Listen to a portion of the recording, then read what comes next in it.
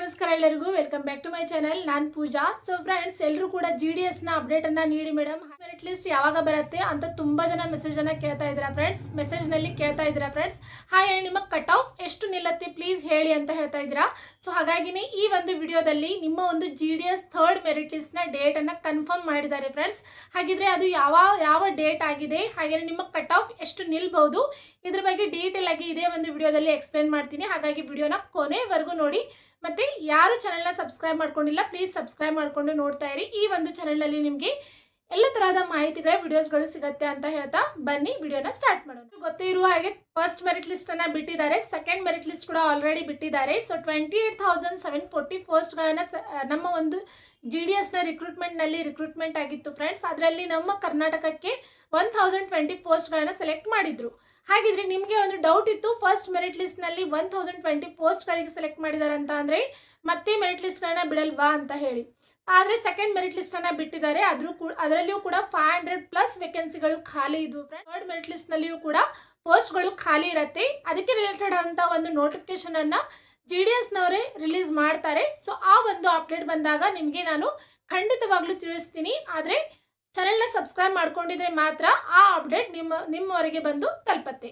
ಹಾಗಿದ್ರೆ ನಿಮ್ಮ ಒಂದು ಥರ್ಡ್ ಮೆರಿಟ್ ಲಿಸ್ಟ್ ಡೇಟ್ ಅನ್ನ ಕನ್ಫರ್ಮ್ ಮಾಡಿದ್ದಾರೆ ಫ್ರೆಂಡ್ಸ್. ಹೌದು. ಸೊ ನೋಡಿ, ಇವಾಗ ಸೆಕೆಂಡ್ ಮೆರಿಟ್ ಲಿಸ್ಟ್ ನಲ್ಲಿ ಯಾರು ಸೆಲೆಕ್ಟ್ ಆಗಿದ್ದಾರೆ ಅವರು ಒಂದು ಡಾಕ್ಯುಮೆಂಟ್ ವೆರಿಫಿಕೇಶನ್ ಡೇಟ್ ಬಂದ್ಬಿಟ್ಟು 27/4/2026 ಅಂತ ಅಂದ್ರೆ ಇದೇ ತಿಂಗಳ 27 ವರೆಗೆ ಯಾರೆಲ್ಲ ಸೆಕೆಂಡ್ ಮೆರಿಟ್ ಲಿಸ್ಟ್ ನಲ್ಲಿ ಸೆಲೆಕ್ಟ್ ಆಗಿದ್ದಾರೆ ಅವ್ರಿಗೆ ಡಾಕ್ಯುಮೆಂಟ್ ವೆರಿಫಿಕೇಶನ್ಗೋಸ್ಕರ ಟೈಮ್ ಅನ್ನ ಕೊಟ್ಟಿದ್ದಾರೆ ಫ್ರೆಂಡ್ಸ್. ಸೊ ಅವರೆಲ್ಲರೂ ಕೂಡ ಡಾಕ್ಯುಮೆಂಟ್ ವೆರಿಫಿಕೇಶನ್ ಅನ್ನ ಮಾಡ್ಕೋಸ್ಕರ ನಿಮ್ಮ ಒಂದು ಕಾಲೇಜಿನಲ್ಲಿ ಇದೆ ಅಥವಾ ನಿಮ್ಮ ಒಂದು ಡಿಗ್ರಿನಲ್ಲಿ ಇದೆ ಅಂತ ಅಂದ್ರೆ ನಾನು ಸೆಲೆಕ್ಟ್ ಆಗಿದ್ದೀನಿ ಅಂತ ನಿಮ್ಮ PDF ಅನ್ನ ತೋರಿಸಿ ಅವರಿಗೆ, ಅವರು ನಿಮಗೆ ಖಂಡಿತವಾಗ್ಲೂ ಸರ್ಟಿಫಿಕೇಟ್ ಅನ್ನ ನೀಡ್ತಾರೆ ಫ್ರೆಂಡ್ಸ್.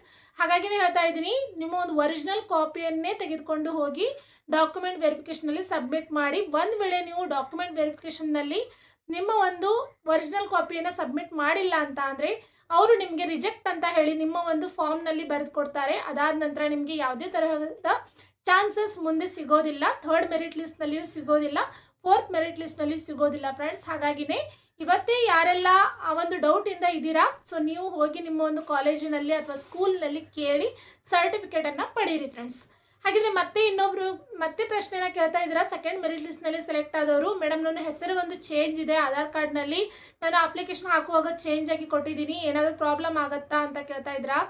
ಸೊ ಫ್ರೆಂಡ್ಸ್, ನೀವು ಯಾವ ಅಪ್ಲಿಕೇಶನ್ನಲ್ಲಿ ಯಾವ ರೀತಿಯಾಗಿ ಫಾರ್ಮನ್ನು ಫಿಲಪ್ ಮಾಡಿದ್ದೀರಾ, ಯಾವ ಅಡ್ರೆಸ್ಸನ್ನು ಮೆನ್ಷನ್ ಮಾಡಿದ್ದೀರಾ, ಸೊ ಆ ಅಡ್ರೆಸ್ನಲ್ಲಿ ಇರುವಂಥ ಡಾಕ್ಯುಮೆಂಟ್ಗಳನ್ನೇ ನಿಮ್ಮೊಂದು ಡಾಕ್ಯುಮೆಂಟ್ ವೆರಿಫಿಕೇಷನಲ್ಲಿ ತೆಗೆದುಕೊಂಡು ಹೋಗಿ, ಅದರಿಂದನೇ ನೀವು ಸೆಲೆಕ್ಟ್ ಆಗುವಂಥ ಚಾನ್ಸಸ್ ಇರುತ್ತೆ. ಯಾಕಂತ ಅಪ್ಲಿಕೇಶನ್ ಹಾಕಿರುವಂಥ ಫಾರ್ಮ್ ಹಾಗೆ ನಿಮ್ಮ ಒಂದು ಒರಿಜಿನಲ್ ಕಾಪಿಯನ್ನು ಅಲ್ಲಿ ಟ್ಯಾಲಿ ಮಾಡಿ ನೋಡ್ತಾರೆ.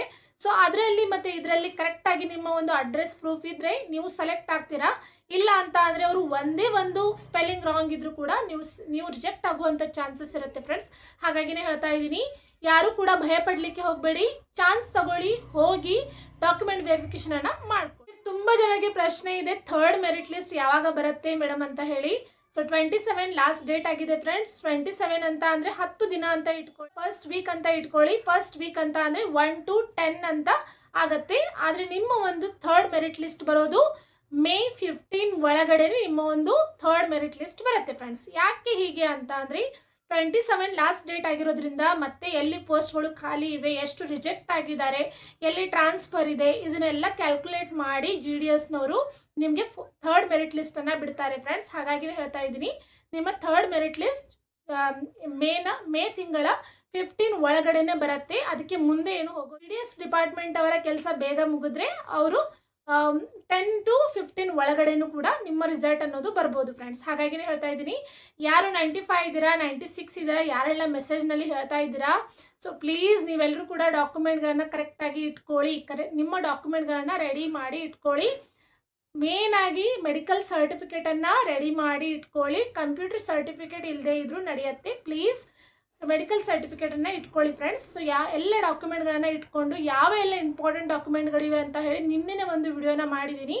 ಆ ಒಂದು ವಿಡಿಯೋನ ಹೋಗಿ ನೋಡಿ. ಮತ್ತೆ ಅದರಲ್ಲಿ ಡೌಟ್ ಇದ್ರೂ ಕೂಡ ನೀವು ಪ್ರಶ್ನೆಯನ್ನು ಕೇಳ್ಬೋದು, ನಾನು ಖಂಡಿತವಾಗ್ಲೂ ಪ್ರತಿಯೊಬ್ಬರಿಗೂ ಕೂಡ ಉತ್ತರಿಸಿ. ನೀವು ಕಟ್ ಆಫ್ ಅನ್ನು ಕೇಳ್ತಾ ಇದ್ದೀರಾ, ಸೊ 78, 75 ಇದ್ದವರು ಸೆಲೆಕ್ಟ್ ಆಗೋದಕ್ಕೆ ಚಾನ್ಸೇ ಇಲ್ಲ. ನೀವು ಕಾಯಬಹುದು 5th ಮೆರಿಟ್ ಲಿಸ್ಟ್ವರೆಗೆ.